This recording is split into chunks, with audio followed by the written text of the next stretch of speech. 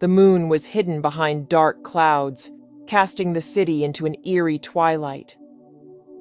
Detective Laura Harlow moved silently through the narrow alleyways, her senses alert. She had been tracking a dangerous criminal known only as the Phantom for months. He was a master of disguise and deception, leaving no trace behind. Laura's determination was fueled by personal loss. Her partner, Detective James, had been killed by the Phantom in a daring heist. Since that day, Laura vowed to bring him to justice. Tonight, she had a lead. A warehouse by the docks where the Phantom was rumored to meet his accomplices. The warehouse loomed ahead, a hulking shadow against the night sky. Laura approached cautiously, her hand resting on the grip of her gun. She listened intently, catching the faintest sound of voices inside. The plan was to observe and gather evidence, but fate had other intentions. A sudden noise behind her made Laura spin around.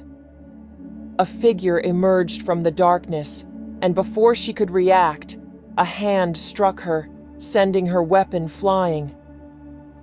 Laura fought back fiercely, but the Phantom was skilled and strong.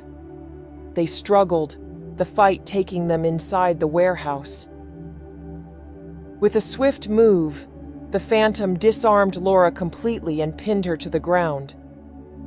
He pulled off his mask, revealing a face Laura didn't recognize. His cold eyes bore into hers. "You've been a thorn in my side for too long, detective," he sneered. Laura's mind raced. She needed to buy time. "Why do all this?" she asked, trying to keep him talking. "You could have used your talents for good." The Phantom laughed, a harsh sound that echoed through the empty warehouse. "Good? There's no profit in good. Power, wealth, control. That's what matters." Before Laura could respond, the sound of sirens pierced the air. Backup had arrived. The Phantom's eyes flashed with anger, and he pulled a knife from his belt, pressing it against Laura's throat. "Looks like our time is up," he said, "but I won't go down alone."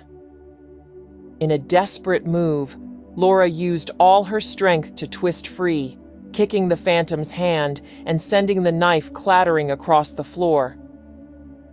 They both scrambled for the weapon, but Laura reached it first. She held it steady, pointing it at the Phantom. "It's over," she said, her voice firm.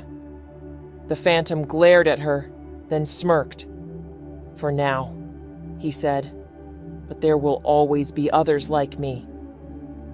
Laura held him at gunpoint until her colleagues burst in, arresting the Phantom and securing the warehouse.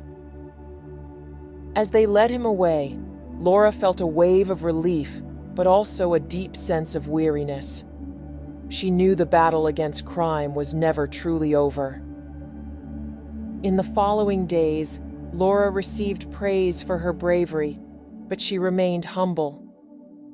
She visited James's grave, placing a single white rose on the headstone.